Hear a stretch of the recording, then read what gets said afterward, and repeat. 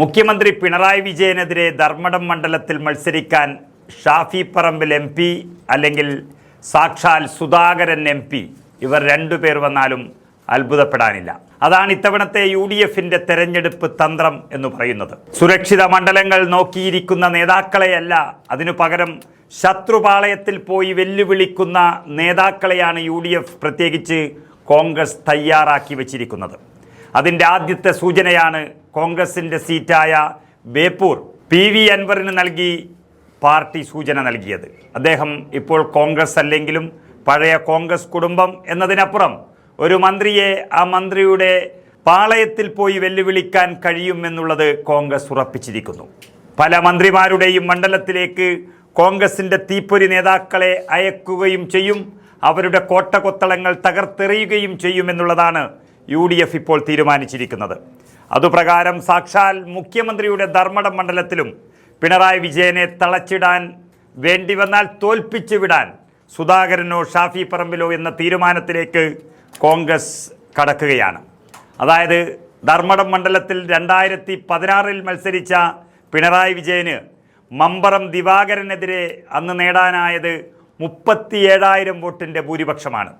അത് 5 വർഷം കഴിഞ്ഞ് 2021 ഇതേ മുഖ്യമന്ത്രി പിണറായി വിജയൻ കോൺഗ്രസിൻ്റെ രഘുനാഥിനോട് ജയിക്കുന്നത് 50,000-ലധികം വോട്ടിനായിരുന്നു.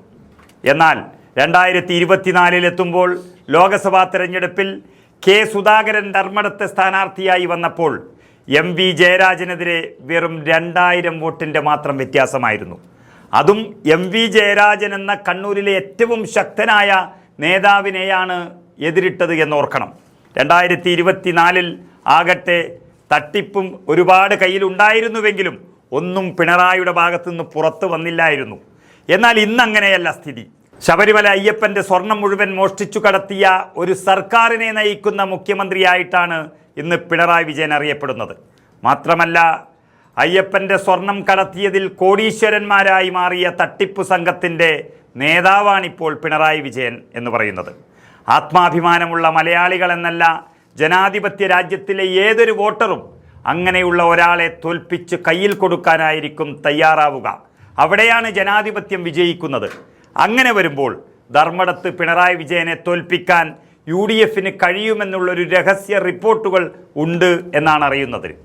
അതിന് ആരെയെങ്കിലും നിർത്തിയത് കൊണ്ട് കാര്യമൊന്നുമില്ല. കാരണം വ്യക്തി പിണറായി വിജയനാണ്. അദ്ദേഹത്തിന് രാഷ്ട്രീയത്തിൻ്റെ എല്ലാ പാഠങ്ങളും അറിയാം. ഒന്നുകിൽ 50,000 ഭൂരിപക്ഷത്തെ 2,000 കുറച്ച K സുധാകരൻ തന്നെ മത്സരിക്കും. അതുമല്ലെങ്കിൽ തൊട്ടടുത്ത ലോക്സഭാ മണ്ഡലത്തിലെ MP ഷാഫി പറമ്പിൽ എന്ന യുവനേതാവ് പിണറായി വിജയനെതിരെ മത്സരിക്കാനാണ് സാധ്യത. പിണറായി വിജയൻ അദ്ദേഹത്തിൻ്റെ രാഷ്ട്രീയ കാലഘട്ടത്തിൽ ആദ്യം മത്സരിച്ചിരുന്നത് കൂത്തുപറമ്പ് മണ്ഡലത്തിലായിരുന്നു. ഇടതുമണ്ഡലമായ ആ കൂത്തുപറമ്പിൽ ശൈലജ ടീച്ചർക്കെതിരെ ഷാഫി പറമ്പിൽ നേടിയത് 11,000 വോട്ടിൻ്റെ ഭൂരിപക്ഷമാണ്. അങ്ങനെ എന്തുകൊണ്ടും പിണറായി വിജയനെ തോൽപ്പിക്കാനും ധർമ്മടം എന്ന ഒറ്റ മണ്ഡലത്തിൽ തന്നെ തളച്ചിടാനും ഇവരിൽ ഒരാൾ മത്സരിക്കുമെന്നുള്ള കാര്യം തള്ളിക്കളയാൻ ആവില്ല. ഇങ്ങനെ ഒരു സംഭവം ഉണ്ടായാൽ CPM വെറുതെ ഇരിക്കില്ല. ഈ വെപ്രാളത്തിൽ CPM നേതൃത്വം പലതും കാണിച്ചു കളയും. അക്രമവും ഭീകരാന്തരീക്ഷവും ഒക്കെ ഉണ്ടാകും മണ്ഡലത്തിൽ. ഒരുപക്ഷെ കൊടിസുനിമാർക്ക് പരോൾ അനുവദിച്ച് ധർമ്മടം മണ്ഡലം വിട്ടുപോകരുത് എന്ന കർശന ഉപാധിയും നൽകിയേക്കും. എന്തായാലും UDFനെ അധികാരത്തിലെത്തിക്കാൻ ടീം UDF തയ്യാറായി കഴിഞ്ഞു എന്നുള്ള സൂചന അവർ നൽകിയിരിക്കുന്നു. അതിശക്തമായ മുന്നണി ബന്ധവും എല്ലാ മേഖലയിലുമുള്ള മുന്നേറ്റവും UDFനെ ശക്തരാക്കി കഴിഞ്ഞു എന്നുള്ളതാണ് യാഥാർത്ഥ്യം. ശബരിമല സ്വർണ്ണക്കൊള്ള കൂടിയാകുമ്പോൾ CPMൻ്റെ പതനം പൂർത്തിയായി എന്ന് അവർ വിലയിരുത്തുന്നു. എന്നാൽ CPMും പിണറായി വിജയനും കൂട്ടാളികളും നടത്തുന്ന വർഗീയ നീക്കത്തിൽ ഇപ്പോൾ പകച്ചു നിൽക്കുകയാണ് മതേതര കേരളം.